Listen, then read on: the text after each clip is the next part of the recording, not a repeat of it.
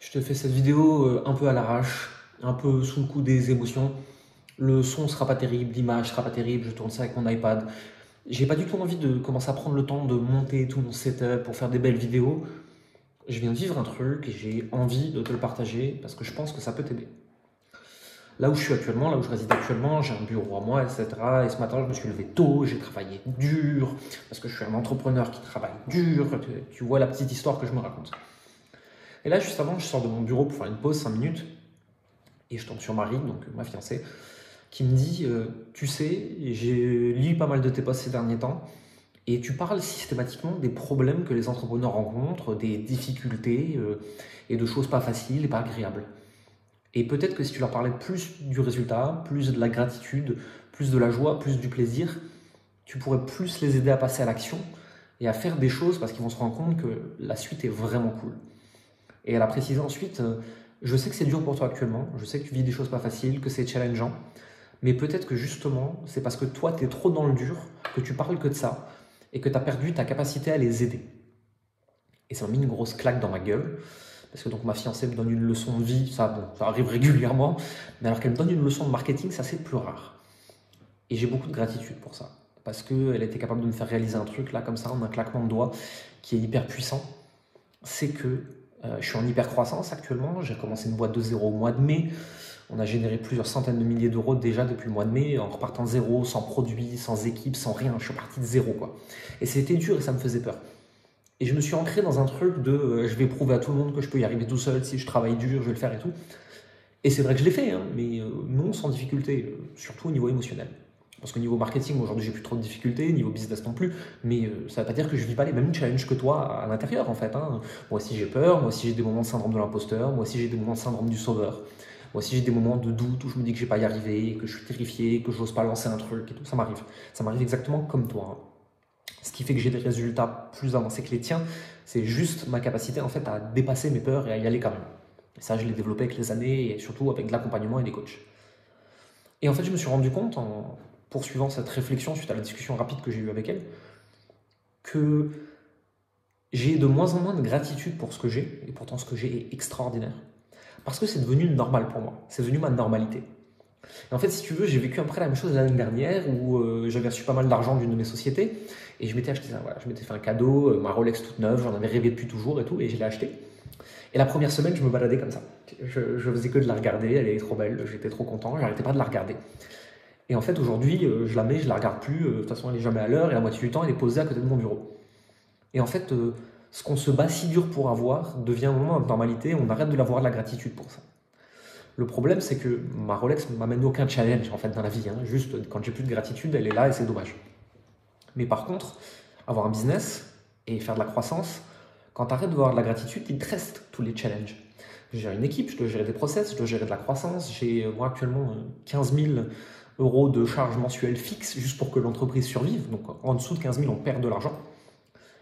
Et si j'ai pas de la gratitude pour ce que j'ai à côté, à savoir des clients extraordinaires qui m'aident, être capable de lancer une nouvelle offre et de générer 5, 10, 50, 100 000, 200 000 euros facilement dessus parce que aujourd'hui je connais la méthode, en fait, je connais la formule magique si tu préfères.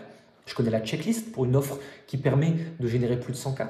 Si j'ai pas de la gratitude pour le fait de pouvoir travailler où je veux, quand je veux, si je veux, pouvoir faire des siestes quand ça m'amuse, ne pas regarder mon compte, avoir plus d'argent que j'en dépense, si j'ai plus de la gratitude pour ça, déjà je peux plus te montrer l'exemple, je peux plus te montrer regarde comme c'est cool de l'autre côté. Mais encore pire que ça, j'ai plus que les challenges. Et si j'ai plus que les challenges, je deviens un petit bonhomme tout gris qui fait que de se battre contre les trucs difficiles. Les concurrents, ils sont comme ça, le marché, il est comme ça, gna gna gna gna gna. La petite victime qui fait que pleurnicher. Et peut-être que quelque part, en fait, ces derniers mois, je me suis un peu enfermé là-dedans, malgré moi.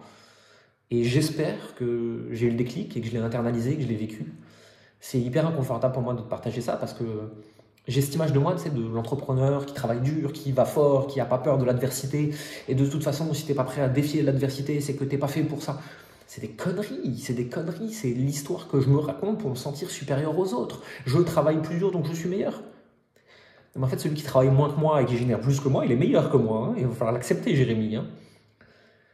Et j'ai besoin de te partager ça aussi parce que si on n'a pas de gratitude pour ce qu'on a, on perd la possibilité d'aider les autres en fait. Parce que notre capacité d'entrepreneur, mais de coach, de thérapeute, d'accompagnant, à aider les autres, elle est dictée par est-ce qu'on est capable de montrer l'exemple, de donner envie et de dire regarde, viens de mon côté, une fois que tu as résolu ce qu'il y a à résoudre, tu vas voir, c'est stylé. Et quand moi je me déconnecte de ce qui est stylé, de la joie, de la gratitude, du bonheur, de tout ce que j'ai, en fait je perds ma capacité à te montrer que ça vaut le coup d'y aller. Et en fait, si tu me vois galérer juste tout le temps et être en difficulté, être ce petit bonhomme tout gris, il n'y a aucune raison que tu aies envie de sauter le pas. Et c'est malheureux parce que je perds toute la mission de mon entreprise, je perds tout ce pourquoi je me lève le matin. Et je me raconte une petite histoire en me disant que je suis meilleur que les autres et qu'il faut juste travailler dur. La vérité, et ce que j'ai peut-être quelque part pas envie que tu saches, c'est que moi aussi c'est dur. C'est dur à un autre niveau financier que toi, mais j'ai exactement les mêmes souffrances que toi, les mêmes blocages que toi, les mêmes difficultés que toi. C'est juste que moi je l'ai 10 ou 50 niveaux au-dessus. Mais je vis les mêmes choses que toi. Et aujourd'hui, ce que moi je vis à mon niveau, je ne sais pas toujours le résoudre. J'ai les mêmes questions que toi, j'ai les mêmes blocages. Et je me fais accompagner pour ça, et je suis des formations, des programmes, des accompagnements, j'ai des coachs, je travaille sur ce qui se passe en moi, bien sûr, mais peut-être que je travaille pas assez. Sinon, je ne serais pas en train de me poser ces questions, peut-être. Ou peut-être que je travaille trop. Je ne sais pas, j'ai pas la réponse en fait. Et de la même façon que toi, tu l'as pas aujourd'hui, là où tu es bloqué. Et nous, on sait te répondre et on sait t'y amener. Moi, j'ai aussi besoin des autres. Parce que les autres sont une réponse à ce que je ne sais pas. Les autres sont un miroir de ce que je dois voir en moi. Et les autres, en fait, me rappellent. Et Marie m'a rappelé aujourd'hui que sans la gratitude, sans la joie, pourquoi est-ce qu'on fait ça? Pourquoi est-ce qu'on fait ce métier? Parce que crois-moi, si tu ne fais pas attention, si tu chéris pas ce que tu as, et cette gratitude et ce bonheur dans la vie, plus d'argent, plus de clients, plus d'équipes, plus de liberté, ça ne sert à rien. Il ne reste rien à la fin de la journée. Quand tu vas te coucher le soir, il y a ta vie et la gratitude que tu as pour cette vie. Il n'y a pas l'argent, il n'y a pas les clients, il n'y a pas la réussite, il n'y a pas le matériel. Il n'y a que toi qui t'endors avec les émotions. Et ce n'est pas l'argent et les clients qui vont t'aider à avoir des meilleures émotions. Donc commence par avoir de la gratitude pour ce que tu as et à te connecter à pourquoi tu en veux plus. Et comment ça va t'aider à avoir plus de gratitude et plus d'impact et plus de joie d'avoir plus de tout ça. Il n'y a que de cette façon-là que tu peux augmenter tes résultats parce que tu l'as connecté à un niveau de gratitude et de bonheur que tu veux en augmentation. Je pense que c'est la réponse, du moins moi c'est ce que je vais essayer de pratiquer à partir de maintenant. J'espère que ça t'a aidé. À bientôt.